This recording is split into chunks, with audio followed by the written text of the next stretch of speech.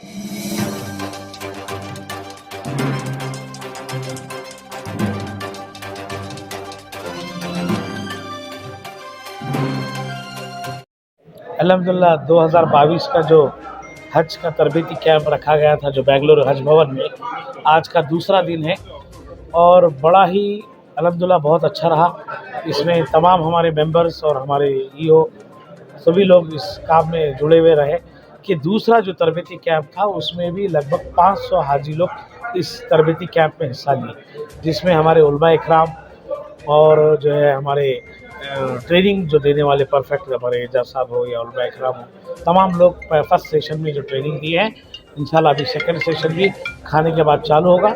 हम तमाम हाजियों के लिए अभी दोपहर में लंच का अरेंजमेंट कराए थे, जहाँ ख़ास तौर पे लेडीज़ हो या जेंट्स हो उनको अच्छी तरीके से खाने का इंतज़ाम हो और उनको बैठने का इंतज़ाम हो। धूप की वजह से एसी नीचे जो हमने जिस हॉल में अरेंजमेंट किए हैं वो एयर कंडीशन है। बहरहाल तमाम चीज़ों की हज कमेटी कोशिश कर रही है कि बड़ा अच्छा उनको तरबीती कैंप मिले, क्योंकि हज को जाने के बाद उनको कहीं ना कहीं तकलीफ़ ना पहुँचे। इस तरह का हम लोग इस कोविड के महामारी की वजह से स्पेशल हमने ट्रेनिंग देने का काम किया है।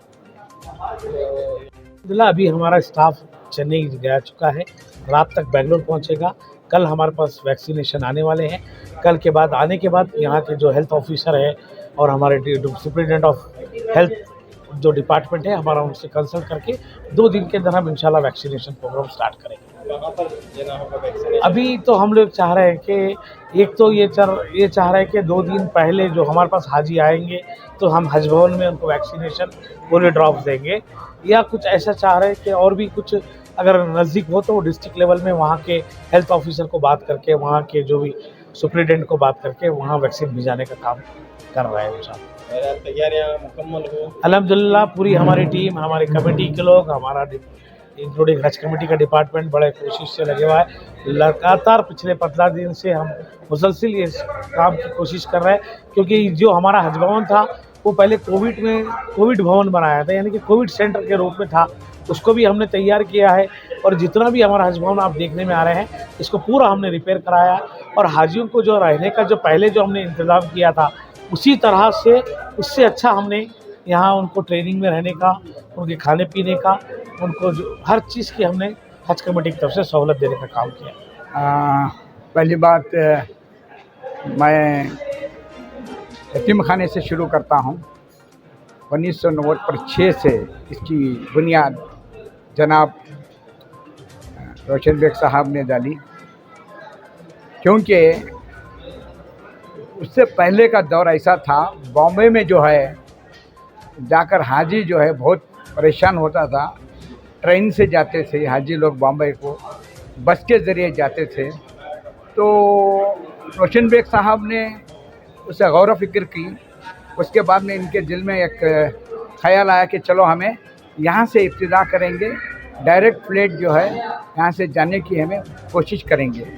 उस वक्त के दरमियान जो है बहुत अच्छे अंदाज से जो है वहाँ पर जो है उनको कामयाबी मिली और उसके बाद यतीम खाने से शुरू हुआ सिलसिला। 4-5 साल तक जो है वहाँ पर गुजारे, 2 साल तक। उसके बाद में जो है हाजरिया मस्जिद और ईदगाह हाजरिया से जो है सिलसिला शुरू हुआ। तो ऐसा था मंज़र है उस वक्त 6,000 साढ़े 6,000 हाजी वहाँ से रवानगी थी। तो कुछ भी जो है सोर्सेस ऑफ कुछ भी नहीं थे। टेंट वगैरह डालते थे, कुछ मॉडल टाइप का बनाते, मक्का मदीना वगैरह बनाते। तो इसका ताउन जो है अमानुल्लाह खान एंड सन्स और अब्बास साहब का भी जो है बहुत ताउन रहा, और हमारे इरफान रज़ाक साहब प्रेस्टीज ग्रुप वाले, उनका भी बहुत से ख़ासकर बहुत से ताउन हज के मामले में उनका भी ताउन रहा। तो वॉलंटियर्स उस वक्त से सिटी के हो या शिवाजी नगर के हो, तमाम वॉलंटियर्स उनका साथ दिए। तो एक भरपूर जो है कामयाबी रोशन बेग साहब को दिन ब दिन साल साल जो है बढ़ता गया। कारवां अच्छे अंदाज से कारवां चलता रहा। उसके बाद में हमारे ज़मीर अहमद खान साहब भी आए, उनका दौर भी बड़े अच्छे अंदाज से, बड़ा अच्छा हज कमेटी का माहौल अच्छा गुजरा। और तनवीर सेठ साहब का भी दौर था, उन्होंने भी अच्छा हज कैंप का जो है खिदमत बहुत अच्छी तरह से की।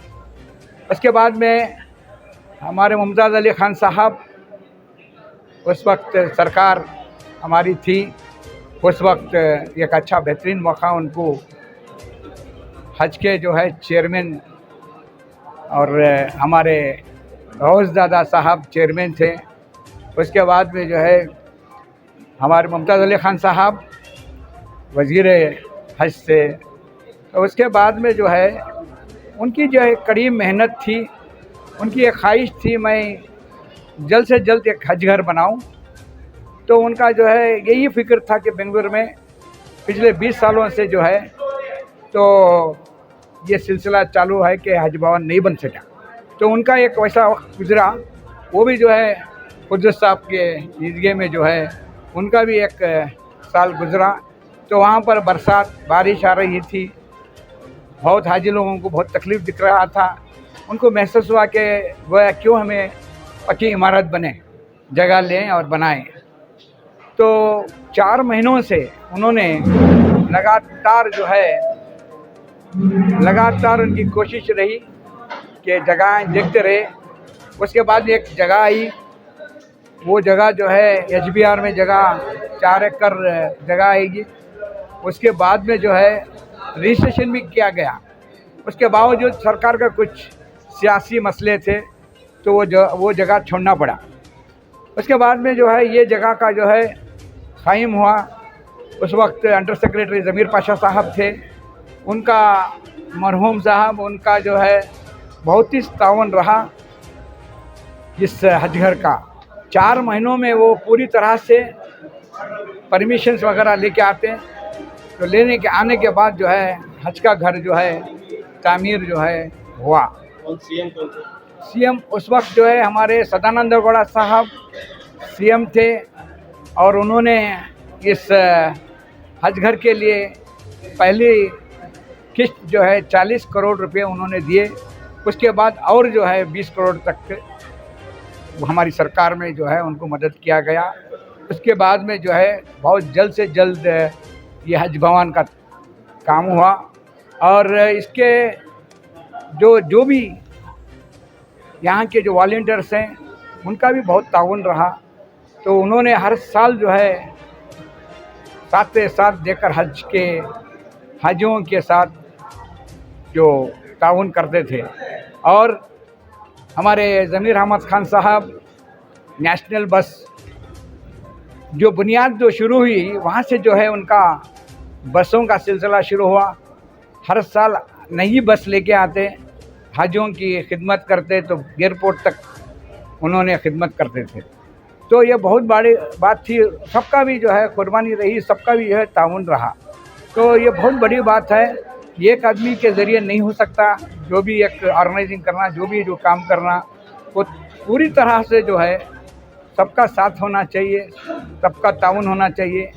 आज हमें क्या देख रहे हैं यहाँ पर हज भवन इतना बेहतरीन। बेंगलोर जो गुलिस्तान शहर है, ये शहर के दरमियान एक हज भवन बेहतरीन है। हिंदुस्तान में कहीं इस तरह का जो है हज भवन नहीं है। तो ये हज भवन जो है एक मॉडल टाइप हो गया। इसके बाद रियासतें, हर दूसरी रियासतें क्या करते हैं, ये जो मॉडल देख के रोशन बेग साहब का पूरी जगह पूरे रियासतों में एक एक शुरुआत हुई, ताकि एयरपोर्ट से हाजी लोग जाएं। तो उससे पहले एक दिल्ली था, बॉम्बे था, तो लोगों को बहुत दिक्कत होती थी। तो ये मॉडल देखकर बहुत अच्छा महसूस हुआ। उसके बाद में हर रियासत में ये कामयाबी मिलती गई। माशाल्लाह। देखिए, आज दूसरा दिन है बेंगलुरु में हज कैंप में जो ट्रेनिंग प्रोग्राम है, आज दूसरा दिन है। माशाल्लाह आज यहाँ पर एजाज साहब ने बहुत अच्छी ट्रेनिंग दे रहे हैं। आज हम उनका शुक्रगुज़ार हैं, और हमारे रियाज साहब भी दिए हैं और उनका भी शुक्रगुज़ार करते हैं। और हमारे पूरे मेम्बरान आज माशाल्लाह अच्छे से ट्रेनिंग में हिस्सा लेकर सबकी खिदमत किए हैं। और हाजियों के लिए स्पेशली हम तो खिदमत करने वाले हैं, हाजियों की दुआ लेने वाले हैं, हम तो खिदमत करने वाले हैं। हमें इंशाअल्लाह अल्लाह हमारे खिदमत को कबूल करे। और कैसे हम देखते हैं आप इस मौके को कि आप हज कमेटी में खिदमत करने का मौका मिला? जी देखिए, मैं ये और एक बात कहना चाहता हूँ आपसे। पहले आली जनाब मुख्तार अब्बास नकवी साहब हमारे सेंट्रल के मिनिस्टर हैं। माशाल्लाह उनकी बदौलत आज इस हिंदुस्तान में कई हर हाजी जा रहा है। और वो कोटा भी जो कम कर रहे थे, इस्लामिक कंट्रियों से भी कम था हमारा कोटा। आज हमारा कोटा 50% किए हैं। इस्लामिक कंट्रीज़ के हिसाब से देखें तो हमारा और भी कम होना था। क्यों बोले तो हमारा हिंदुस्तान था। जब हमारे प्राइम मिनिस्टर नरेंद्र मोदी जी साहब से राब्ता, जहाँ पर सऊदी गवर्नमेंट से इतना अच्छे मुलाकात हैं उनसे, उनके जो अच्छे ताल्लुकात से आज हमने 80,000 आज जी आज उनका जाने का टारगेट का मिला है। माशाल्लाह बहुत अच्छे से इसमें खिदमत जो हो, कम से 26 करोड़ आदमियाँ हैं मुसलमान, लगभग 26 करोड़ हैं मुसलमान। उसमें से 80,000 हाजियों के लिए खुर्रा उठा है और 80,000 कोटा मिला है। माशाल्लाह देखिए, इसमें से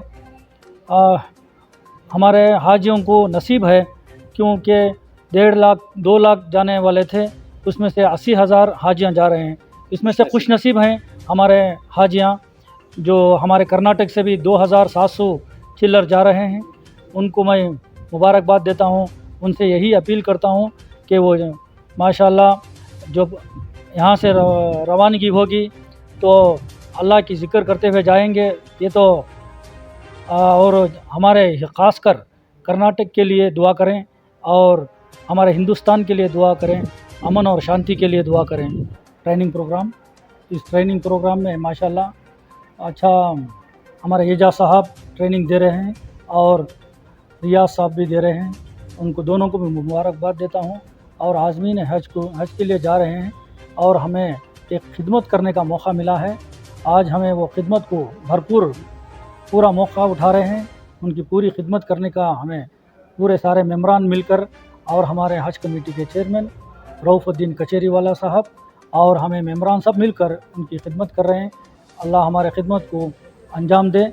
और रहा इसमें से कई हाजियों ने मस्तूरात के लिए बोले हैं, मस्तूरात के लिए अलग बनाइए करके बोले हैं। हम कोशिश कर रहे हैं कि हज भवन में मस्तूरात के लिए ख़ास उनके बारे में जो हज को जाने का तरकीब है वो दिखाएंगे करके बोल के एक फ़िज़ा बना रहे हैं। इंशाअल्लाह अल्लाह इसे कामयाब करेंगे। और रहा हाजियों के लिए मैं यही दुआ करता हूँ, आप सब लब्बैक पुकारते हुए जाएंगे तो अल्लाह हमारे कर्नाटक के लिए और हमारे हिंदुस्तान के लिए और अच्छी दुआ करें। और आपसे हम यही मांगते हैं कि अच्छी दुआ करें हमारे कर्नाटक के लिए। अस्सलाम वालेकुम रहमतुल्लाहि व बरकातहू। अंजाम तो पिछले 8 और 10 दिन से आप लोग प्रेस वाले देख रहे हैं, जहाँ शिमोगा से लेके हुबली में लेके और मंगलोर से आप ही उसका ही विटनेस है हाँ प्रोग्राम कैसा चला। और दूसरी बात हुकूमत से कोई चीज़ का भी रोक नहीं है, भरपूर ताउन मिल रहा है बम्बई साहब से और जुल्ले मैडम से। कोई चीज़ का भी रोक टाक नहीं, चाहे सैंक्शन में रहेंगे शायद ग्रांट में रहेंगे, और हाजियों की हर सहूलत के लिए हुकूमत तैयार है। तो क्या पैगाम दे रहे हैं? पैगाम बस है मेरे हाजियों, जो भी इस साल 2020 में जो हाजी जा रहे हैं उनको मेरी दिल की गहराई से मुबारकबाद देता हूँ।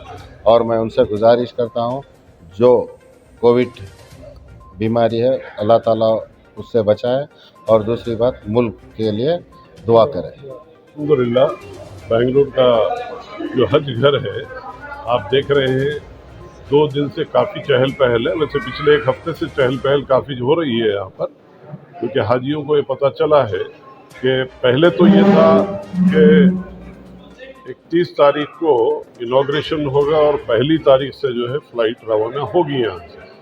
लेकिन फिर अब जब जो शेड्यूल आया है उस शेड्यूल के हिसाब से 9 तारीख को पहली फ़्लाइट है और इंशाल्लाह 7 उड़ानों में सारे हाजी जो है मदीना मुनव्वरा पहुंच जाएंगे और 9 तारीख।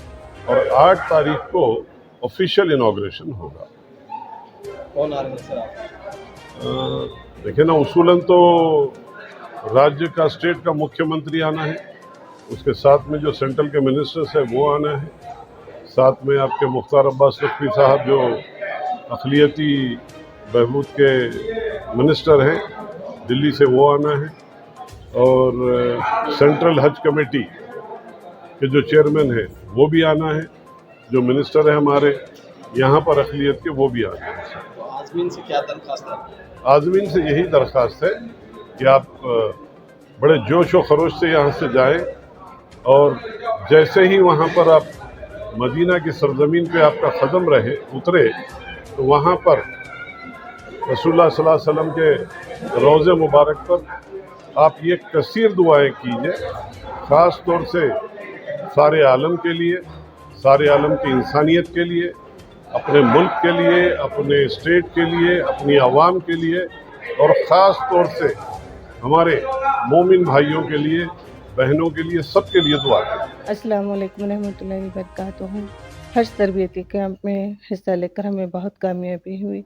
यहाँ के तमाम आज़मीन हज के लिए जाने के लिए बहुत खुश हैं।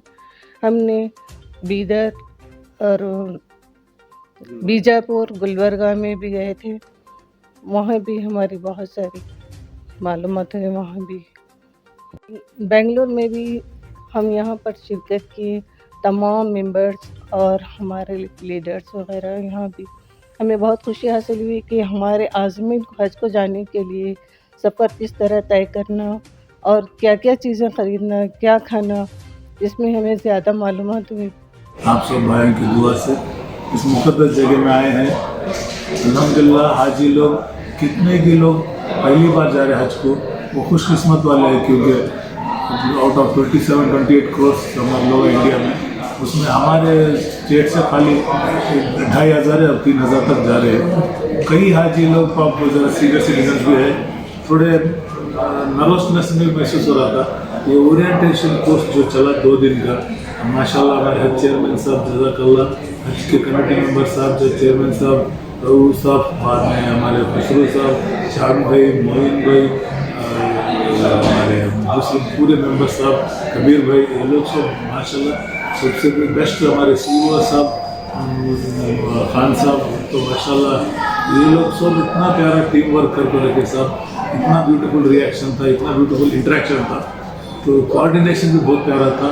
एंड रिव्यू जो भी काम करते हो, प्रपोज करते उसको क्लियर करके फिर उसको review post period of that discussions और post period of executing the orders, फिर review what is the shortcomings वो को बहुत अच्छा करे। सरफराज अहमद साहब, heads of team sir, chairman साहब हो गए, हमारे ऑनरेबल मेंबर्स, ऑनरेबल चेयरमैन, सब लोग बहुत मेहनत करे साहब इसमें। हमारे हाजी साहब लोग का रिएक्शन लेने गए जब, वो लोग बहुत खुश हुए, बोले कि इतना प्यारा हमारे को, इतना अंडरस्टैंडिंग दिए, इतना सिंपल लैंग्वेज में हमें समझाए। आप दुआ कीजिए, हमारे को दुआ कीजिए, आप हमारा हज आसान करना मकबूल हो जाए और अल्लाह कबूल करे। हमें उनसे दरख्वास्त करें, आप उस मुक़द्दस जगह में जा रहे साहब, पूरी उम्मत के लिए, पूरे इंसानियत के लिए, इंटायर ह्यूमन रेस के लिए दुआ कीजिए कि we all live in happiness, coordination and well good rapport and all between all of us, irrespective of caste, creed, everything. अल्हम्दुलिल्लाह आलमीन। सुबह आपके ज़ात की, अल्लाह की ज़ात की, हमें किसी के सामने हाथ फैला सर ना कर रहे आलमीन, हमें किसी के सामने जलील ना कर रहे आलमीन, हमें किसी के सामने शिद्दत के मौका भी ना दे आलमीन, आपसे मंकर औरों को देने वाला कर आलमीन। हमें अभी बहुत नाजुक घड़ी से जा रहे साहब, घड़ी में हम सब मिलकर एक होकर, हम एक समझ कर, हमें किसी से लड़ना छोड़ना हमारा खून में नहीं है, but we are wrongly projected. ये कौम में लोग लड़ाई पे खो रहे, ये लोग वैसा है।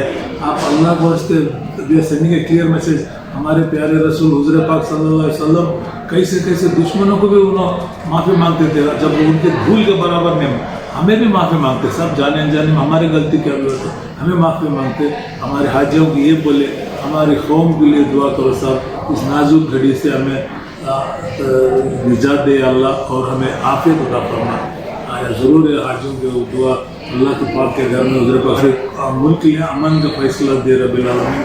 सब लोग मिलजुल कर, इर्रेस्पेक्टिव ऑफ कास्ट, क्रीड, सब लोग भाई बहन सरदारी में मिलकर एग्जाम्पल बताकर दुनिया को हम बताएं कि हम भी बन सकते हैं, हम भी सब एक है। हम हमारे देश को हमें भी मानते हैं क्योंकि हम यहाँ पैदा हुए, हम किसी को ख़राब करने का नियत भी नहीं है।